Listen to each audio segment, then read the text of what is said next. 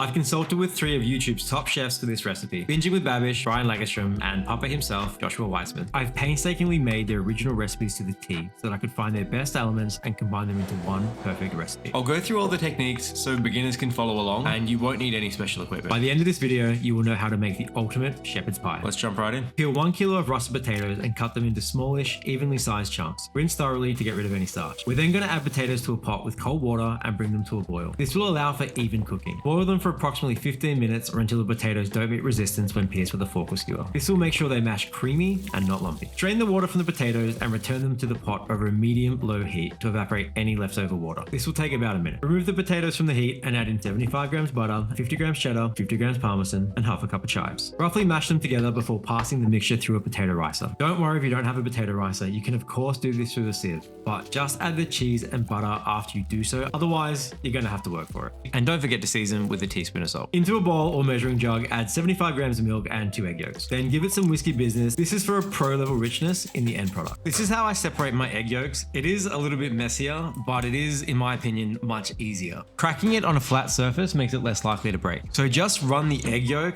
backwards and forwards in your hand while the white part drains out. A little bit messier, but you spend less time stuffing with egg yolks. Add 80 grams of creme fraiche, and your milk and egg mixture. Mix until combined, then set the potatoes aside until you're ready to assemble. You can, of course, do this a day in advance. Just chuck them in the fridge. Preheat your oven to 170 degrees Celsius.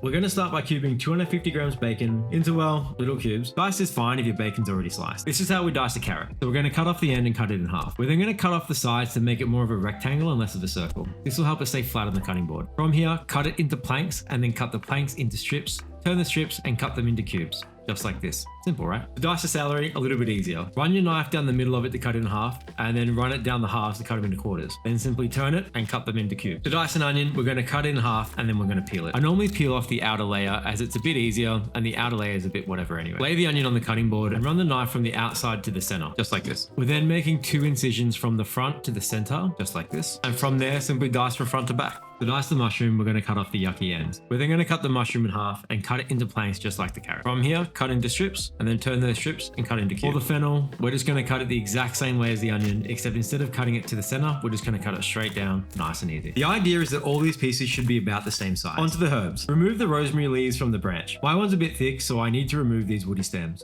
You may not have to do this. Make passes as you cut them, then turn them 90 degrees and repeat. This will make sure that they're cut evenly. Do the same with the thyme leaves. We want 2 grams of each, which is about a teaspoon. Now it's time to cook. Add your bacon cubes to a cold, heavy bottom pan over low heat. As the fat renders, increase the temperature to medium-high until the bacon is nice and browned. Remove from the heat and add to a separate bowl. I'm going to be a little bit extra here and put them in a sieve. This will just stop my bacon from sogging. Add your lamb into the pot. If there's not enough fat left over from the bacon, then add some oil to accommodate. Break the lamb down. I'm using a meat masher here to make things a little bit easier, but you can of course use a wooden spoon. It'll just take you a little bit longer. Now, all mince comes loaded with this water, which I know, a bit yuck, but this water will leak out and then evaporate before the lamb actually begins to fry. The excess water will need to evaporate before the lamb begins to brown, and this step is absolutely crucial for developing deep flavor, so do not skip this. This process will take about 15 to 20 minutes, but don't go anywhere as the meat can burn if left too long. Scrape consistently without water to stop the fond from burning. Now, without water, it will be a little bit harder, but it still can be done. Fond is the little brown bits that get stuck to the bottom of the pan. This is pure gold when it comes to flavor. Remove the lamb from the pan. Again, I'm using a sieve so I can separate the fat and use it to cook later. Turning the heat down to medium, we're going to add the mushies and fry until beautifully brown. Stir occasionally to prevent burning, but not too often so they won't caramelize. This should take about 3 minutes. After that, going in with our veg and stirring occasionally until they're translucent. Add in the garlic here too, which I actually forgot. I know, don't judge. But I cooked them separately and added them in. Then add 3 tablespoons of tomato paste and cook stirring constantly for 1 minute. This will burn quickly, so don't stop stirring. Mix in your rosemary and your thyme, then add the flour and cook stirring constantly until a new fond forms. This will take about 90 seconds. Add Irish's Finest, which is 1 cup of Guinness, along with 1 cup of beef stock. Scrape the bottom to get all that flavor into your mix. Introduce 2 tablespoons of Worcestershire sauce and add your bacon and lamb back to the pot. Stir the mixture until sauce is reduced. Stir occasionally and go for about 10 minutes or until nicely thickened. When ready, kill the heat and add in 1 cup of frozen peas with 10 grams of chopped parsley. Onto the assembly. Note that Josh and Brian's baking dishes were far too big, causing a poor meat to potato ratio. Babish used a noticeably smaller dish, but I'm not too sure what the dimensions were as it wasn't listed anywhere. So I used a 25 by 15 centimeter, which worked perfectly. Dump the filling into the bottom of a casserole dish and press the mixture down so it's firm and set. Use an offset spatula to help you out overnight if need be. Optionally, you can add the casserole dish to the fridge for a few hours to help set the mixture and allowing it to hold its shape better. Place the potato mixture into a Ziploc bag and cut a hole in the end. This will allow the potato to be piped evenly.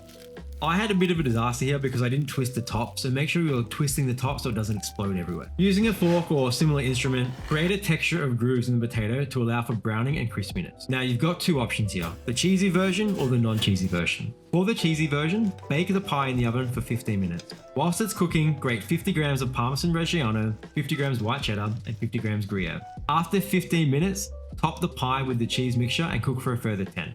If you just want the straight potato version, then just cook the pie for 25 minutes, turning halfway through. After 25 minutes, kill the oven, turn the broiler on to either crisp the potato or make the cheese nice and brown. And that's it, you're done. Just let it cool now for 20 minutes so you don't burn the crap out of your mouth. So this is like the 5th shepherd's pie I've had this week, and this one's the best one. So I made 2 versions of mine, one with cheese, one without. I prefer the straight potato. Whichever one you choose, they're both the best versions of shepherd's pie that you'll find on YouTube, made by the chefs that you know and love. This version has creamy, buttery potato that's obviously crispy on top, or gooey if you like the cheese. It's got a real depth of flavor from the lamb, but it's also got some beefiness too from the beef stock and the mushrooms. Bacon is a nice touch. Make it for yourself and let me know what you reckon. Over here.